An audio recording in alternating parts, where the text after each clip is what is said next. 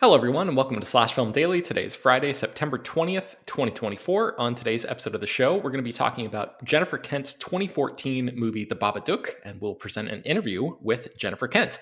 My name is Ben Pearson. I'm an editor at slashfilm.com, and I'm joined on today's episode by Slash Film editor BJ Colangelo. Hi.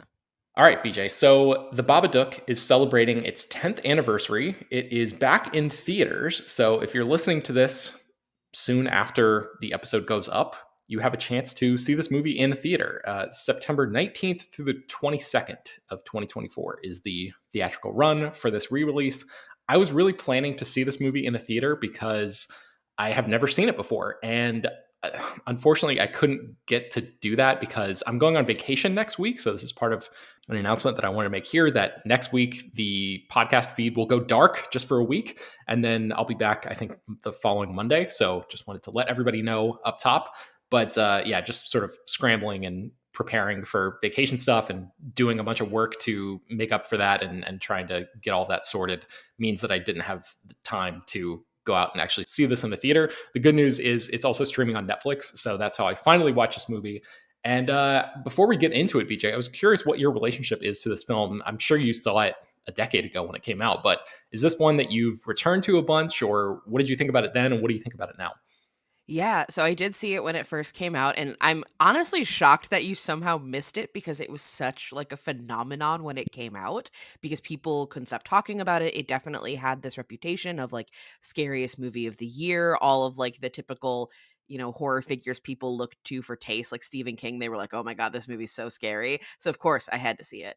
And it was very effective. I really loved it. I thought Jennifer Kent was going to be ushering in this like huge wave of women directed horror films because that was also a big talking point at the time. So that was very exciting to me. And then I didn't revisit it for a little bit until about I'd say like 4 or 5 years ago. My niece Roxy, who I do talk about with Jennifer Kent in our interview, you'll hear about her. She became fixated on this movie when she was 6 years old. She was obsessed with it. She dressed like Mr. Babadook for Halloween. I bought her a Babadook t shirt and she cried. She was so happy. And so I was like, what is going on? Why are kids so into the Babadook? And so I went back and I revisited it, kind of going through that lens. And I had this new appreciation for it of this being like the new generation's boogeyman, the same way that so many of us, have these visceral memories of seeing like Michael Myers or Freddy Krueger or whoever on TV and not knowing who they were, not knowing what movies they were in, but knowing that figure scared us and realizing that characters like, Bill Skarsgård, Pennywise the Clown, and the Babadook are those characters for a new generation where even if they haven't seen the movie, they know what those characters are, they know what they look like, and they scare the hell out of them. And that I think is very interesting. That is so fascinating because this movie, maybe more than any horror movie I've seen in a long time, is so dialed into the parent's perspective, the parent character's perspective, the Totally. Amelia character, and like the movie is kind of about how this mom just needs some space for her sweet but odd little son, like just Mhm. give me a moment for Pete's sake kind of thing. And obviously it's about grief and not being able to really tap into your emotions as well. But like there's it's so interesting for a kid who is about the age of the kid Sam in this movie to Mhm. latch onto this film and view it through that lens and think about this as like a film from the kid's perspective. Because by the end of the movie, and this is full spoilers for Babadook, by the way, if you've not seen the movie, go check it out. By the end of the film, I mean, it's so powerful. What happens? It's kind of, to me, this movie is more powerful as a metaphor than it is as a scary movie. And the Mhm. moments where Sam is like hugging onto his mom for dear life as the two of them are facing down this creature, which is really kind of her or a big part of her. I guess I can see why a kid would be maybe inspired is the wrong word, but like could relate to that or dial into that and be like, yes, this is a movie about ultimately about like reconciliation and sort of togetherness and the bonds of family being stronger than anything that wants to tear them apart. So I guess I could Mhm. see it from a kid's perspective. It's just so odd. I never would have thought about that. Yeah, and I think there's also something to one of the like the thing that defeats the Babadook, so to speak, is empathy and care and like soothing. And like that is I think something that a lot of kids are desperate for when their emotions are so big and they don't know what to do with any of them. So they do, kind of what Sam does, which is like freak out all the time. Mhm. And they don't know how to process their emotions. And a lot of times it's just a cry for like, please hold me, please take care of me, please love me, even though like they don't fully know how to express that. And then you have, I think Essie Davis as Amelia is so like she's so incredible in this movie, but watching her have those very real feelings that I think a lot of parents have, where it's like, would they ever actually like kill their child? Of course not. Like they love their children, but sometimes it's like, oh my god, like I can't do this, I can't be a parent. And it's such a Mhm. taboo thing to discuss. And so to see that sort of presented with like reality, I think in a very weird way, like is also very important because you're seeing that like parents are people and they're vulnerable and they have their own missteps. And I think that not necessarily that like a 6-year-old needs to see like a parent hallucinating murdering their kid or anything like that, but realizing like, oh, my parents might be stressed out with us. They might not be able to give me what I want because they're stressed out. I think there's something good in that. It's kinda like the parents' version of Inside Out in a way where it, Yeah, like, a gives little you bit. it gives you a framework to think about those ideas that maybe, like you said, yeah, were either taboo or, like, that you didn't really have cinematic I'm sure there have been movies that deal with the subject matter in the past, but this one was a big deal when it came out, and it has remained a big deal for the past 10 years. So I think it's fair to say this is like a very notable movie that tackles that perspective. And so, yeah, I guess it could be providing some adults with like some of that feeling of like, oh, thank God I'm not alone in feeling some of these feelings. I mean, she tells her kid to eat shit at one point, which is just really funny. Right. So, um, I mean, I tell people this story all the time. The first time I ever heard somebody being called a bitch was my dad talking about my at the time 6-year-old sister. And to be fair, she was being a bitch, but he said it under his breath, thinking no one was around. And I was like, oh, you can do that. Okay, so I wanted to ask you if you thought this movie was scary because this film has such a reputation, like you said, for being this really, really scary movie. And I was going into it as kind of a, I don't know, I wouldn't call myself like a horror wimp, but certainly I do not spend as much time in that world as you do. And I was kind of bracing myself going into this, thinking like, oh my God, am I going to be like on the edge of my seat or whatever? And like I said, I found it to be more powerful on the metaphorical level than viscerally scary, like some of the other movies that I've seen. So I was curious if you had that feeling or if you actually genuinely thought this was, a super scary experience. Cause like for me, I was thinking like, okay, when the Babadook first shows up, it's almost like a stop motion kind of thing. It's like skittering Hmm. around on the roof of or on the ceiling, and then it flies down into Essie Davis's character's mouth, and it just kind of feels I was like, oh, this movie's like maybe a little sillier than I thought it was going to be going in terms of the character design and the way that the Babadook actually operates, but like as a metaphor, as an idea, a stand-in for grief and the terror and all these terrible feelings that you might feel as a parent. All that stuff was really impactful for me. But what do you think about the scariness, I guess, of this film? So the problem that affected the Babadook when it came out is that because people were so affected by this movie in terms of what the metaphor means and how it like taps into something that I think is a very dark part of people that they don't want to admit or accept is there. But people don't have the language for that. So of course they say, oh, it's the scariest movie of all time. Like that's what comes out of it. And I think what people think is scary is very subjective, and what being scared means is also subjective, because usually when someone says, "Oh, it's the scariest movie of all time," what they're meaning is that there are very effective like jump scares or moments that are going to shock you and make you scream out of nowhere, and that's not necessarily like scary to me, if that makes sense. Like that to me is a that is a physiological response. That is my adrenaline spiking and giving me like a full body sensory reaction. when I think of movies that are, like, scary, I think of movies that get under my skin and they stay there, and for that reason, I do think the Babadook is very scary because what is he if not an entity of, like, the suppression of emotion? He is the monster that comes from you suppressing your emotions and not allowing yourself to actually give yourself over and feel those things, and it becomes this monster that's going to kill you if you don't actually, like, deal with it, and that to me Mhm. is so effective and so scary and, like, very much gets under my skin. So I do think this movie is very, very scary. Does this movie make me, like, jump out of my seat? No, because that's not what this movie is. So I think ultimately if Mhm. people, like, temper what they are looking for when they hear the phrase, like, "scariest movie ever," that will greatly change how you feel going into the movie. Yeah, that makes a lot of sense. Yeah, I think it's more of like an existential fear than necessarily like the kind of visceral fear in the moment that happens in a lot of other films. Absolutely. So, yeah, and kind of you're talking about like if you don't deal with this thing, it's gonna consume you or whatever. The idea that the character of the Babadook is not vanquished at the end of this movie is really interesting because a lot of Mhm. times it is, and in horror films like this, and this is more of like more about managing it, and that reminds me of Inside Out as well, like the anxiety thing from Inside Out too.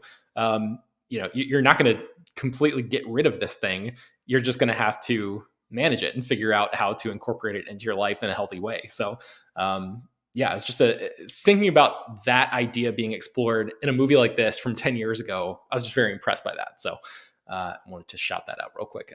Anything else you want to talk about this movie before we get into your interview?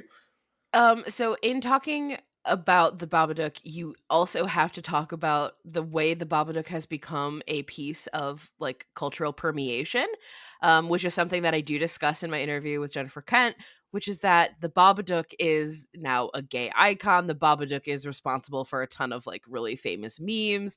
Like, people love the Babadook in ways outside of it just being an effective horror film, and that I don't think anyone who worked on this movie could have anticipated. And so getting to talk with Jennifer Kent about that, years removed from all of it was very, very exciting. So if people are curious if we do talk about, the memification of the Babadook, we absolutely do. Okay, so I will try to, if I can, link to a couple of the specific memes or moments or references that you make in the show notes for this episode in case people somehow have missed the Katie Dipple picture, for example, or things like that. So Right. I guess before we jump right into it, let's take a break and then we'll come back and get into your interview with Jennifer Kent. Hello, my name is BJ Colangelo. I'm coming to you from Slash Film. How are you doing today? Good, BJ, how are you? Oh, just lovely. Very, very excited to talk to you. The Babadook is one of my favorite movies, as is The Nightingale. But, today we're here to Oh, celebrate 10 years of the Babadook. yeah, So it's incredible. I Uh, can't believe it's been 10 years already. Has it flown by for you? Yeah, I mean, it's kind of shocking in a way that it's already 10 years because it feels like it happened yesterday, you know. It's crazy. So once audiences first started experiencing the Babadook, there were all of these murmurs about it being the scariest movie of the year. When was it that you realized, oh, this movie is becoming much bigger than I imagined, and how did that make you feel? I think because I was lucky enough to go with my whole team to Sundance, once we had that first midnight screening Mhm, and you start to feel, the reaction and the buzz. That's when we started to know, oh, okay, this is being received well. That was the general feeling. mhm, And then just as it got rolled out in different countries and various places, um, it was such a rewarding feeling because you just don't know. As a filmmaker, your film could come and go and leave no ripple at all. And even good films, that happens to very good films. So I think we just were lucky and hit the right point at the right time. Oh, definitely. And was there an added pressure to any of that when suddenly it's getting all of these accolades and people can't seem to stop talking about it? Did you feel any of that pressure or did you wisely choose No, to I shut it was out? I was I was saying, bring it on. It's something that because we'd worked so hard and on no, made the film on next to nothing. I mean, in terms of film money, it was a very modest budget. Um, and so, and it was quite a struggle to get there. There Mhm. was a lot of resistance. Horror at the time in Australia, the funding bodies were quite snobbish towards horror. Mhm. So it was quite a difficult film to get across the line. So by the time that any accolades that were coming, we'd take them. It Mhm. was it was a joy. I love that. Yeah. Yeah. Um, so when my niece was 6 years old, The Babadook was her favorite movie. So much Really? so She saw that it? she dressed up like Mr. Babadook for Halloween. Oh my God. Can you send me that I picture? That's absolutely can. adorable. And it was to the point where she would correct people. They'd look at her and go, "Oh, you're the Babadook." And she'd be like, it's Mr. Babadook. So we were all like, "Okay, calm down, Frankenstein's monster. We got it." Uh, But this movie has become a core part of her developing a love of horror, and I know she's not alone. A lot of kids Oh know my who God. the Babadook is. They know who Pennywise the Clown is. So this has Yeah. become a formative text for them, and it's giving Yeah. them that same feeling that many of us had when we watched John Carpenter or David Lynch for the first time. Yeah. So how Yeah. does Well, it? what did she, I mean, that's the biggest compliment, but what did she latch onto about it? Did she just love him? She loved that She character. loves the character and she loves obviously the visuals of the character is very striking, but I think she had a deep empathy for something being in Yeah. the shadows and craving the light, and like that Yeah. really resonated with her. Um, Yeah. and I think that resonates with a lot of younger viewers as well. And I think also Yeah. the feeling of being a small child and adults not knowing what to do with you and not Yes. understanding Yeah. you. Feeling misunderstood. I mean, Sam, a lot of people hate that character, and I feel like, well, he's the one that's actually holding the truth. He's the Right. one that can see what's going on. I mean, to see that and to hear about that, it always delights me because, I mean, I'm a horror fan. You know what it's like. We grow up with seeing these things that are formative for us. I remember, watching Halloween so many times and Nightmare on Elm Street and all these, but then going back through the canon of horror, like even to silent film and watching everything, from then till now. Um, Polanski's horror, I mean, Italian horror, Mexican horror. There's so much that is beautiful out there and cinematic. It's an incredibly cinematic genre. So, Yeah. and it deals with myth and fairy tale, which are the deep storytelling elements that affect us as humans, you know. So I'm really thrilled that the film can have that kind of impact on your niece. That's just wonderful. Yeah, absolutely. I I hope she gets to go to the cinema to see it I in the think I re-release. think that's definitely happening for her. She's definitely a monster kid. One of her favorite movies this year was Immaculate. And I was like, "You're 11. Why are you watching Immaculate?" But, monster kids come in all forms. Yeah, exactly. Well, you can tell her I was like that. I was watching films like that at her age. Oh, So good. look at me. I'm normal. And so, looking at kind of the legacy of the Babadook, this is also one of those films that people cite when they look at the quote unquote elevated horror cycle that came in the 2010s into the 2020s. What is your take on its place in that sort of realm, and has that affected how you look back at this film's legacy in that vein? No, I mean, I think it's just a term that people like to give to films that are not shit, maybe. I mean, elevated horror. Elevated horror is kind of like a backhanded compliment because why do you need to say elevated? Because I understand the term. I guess when it had Hmm. there are films that are just purely blood, gore, horror, and nothing else. But I would even argue that most of them have some depth to them too, if you scratch the surface. Oh, totally. Um, I feel that I'm just a part of that timeline of horror. So I was greatly influenced by, I mean, masterpieces like The Innocents or Hmm. um, The Shining or The Exorcist. I mean, or Rosemary's Baby. I mean, there are so many films that influenced me that are actually artful films that I aspired to make something artful as well. I'm happy that there is now a platform where filmmakers who care can make horror films that are distributed properly and that Hmm. actually people take a risk on much more than they would have maybe, you know, pre 2014. And I think that's great. It's great for the filmmakers, it's great for the films, and it's fantastic for the audiences who often don't get to see them in the cinema but want to, you know. And it is pretty amazing that horror is one of the sort of remaining genres that does play in Hmm. cinemas. Yeah, it's And it's prolific, it's profitable, it's as old as yeah, the art form itself. It's it's yeah, it's never going to die. It refuses to die, and there's something it beautiful in that. won't. Yeah, yeah, because it is inherently cinematic, the Hmm. genre, you know. It's like a dream space, and that's what cinema is great at, you know. I agree. Yeah. And so much of the Babadook deals with suppression and suppressing feelings. And I think that it was a perfect film for 2014.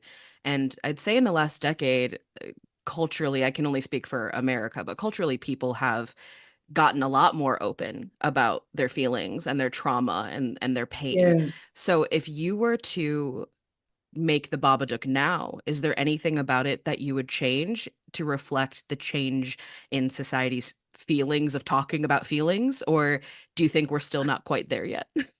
I think it's really interesting that you say it's a film about suppression because I think you've hit the nail on the head. Like it is, rather than it being about grief, it's about not being able to Mhm. grieve, actually. And that was my core reason for developing it.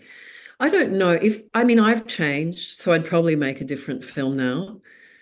But I think I wasn't consciously looking outside and saying what's happening now. It was a more personal experience. Mhm. So yeah, I don't think it would change so much. Yeah. Lovely. I've got time Mm. for a few more questions. So first, I'll give Yeah. you a quick and easy one. Yeah. Have you seen Katie Dippold's now famous photo when she showed up to a Halloween party dressed as Mr. Babadook and everyone else was there for wine? Okay, I good. felt like I felt like Katie on various occasions. Good, perfect. It was just very important to me. I was like, there's no way someone has not shown you this, but I will Yeah, do I've my seen that. journalistic duty and ensure that that Just is true. yes, just sort of forlornly sitting there pretending she doesn't exist. Yeah. What a mood, what a vibe. Yeah, yeah. And then my last question, also kind of a silly one, but thanks to a category glitch, the Babadook Yes. has become an unintentional queer icon, and I'd love to know your thoughts about, the community embracing him, making him one of our Oh, own, being Baba Shook, yeah. any of that. Yeah. I mean, it's delightful. One of my favorite shows is Drag Race. And so hearing two drag queens talking about the Babadook is just heaven to me. It's fantastic. Yeah. I I love mean, that just so much. who cares why it happened? It happened. Well, exactly. And there were so many of us, myself included, who went, okay, let me sit down and see if I can headcanon this to be, And did you come up with accurate. a reason? Oh yeah, I did. It's that the thing that my niece was really into it is this being in the darkness and, wanting to be out of that. It's like that's a very queer feeling. Uh, Yeah. not wanting to face something that's deep inside of you. That's a very queer feeling. Yes. Yeah.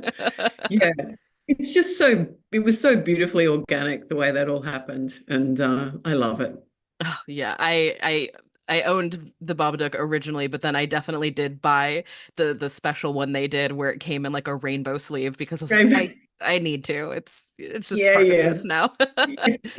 Well, thank you so much for chatting with me today. This has been such a delightful. Congratulations on 10 incredible years of this film, and I can't wait Oh, to go thanks, see it again in the BJ. theater. Thank you. Yeah, I encourage everyone to go out, and I'm going to be in New York and LA for some Q&As across the next couple of weeks. I'm really looking forward to that.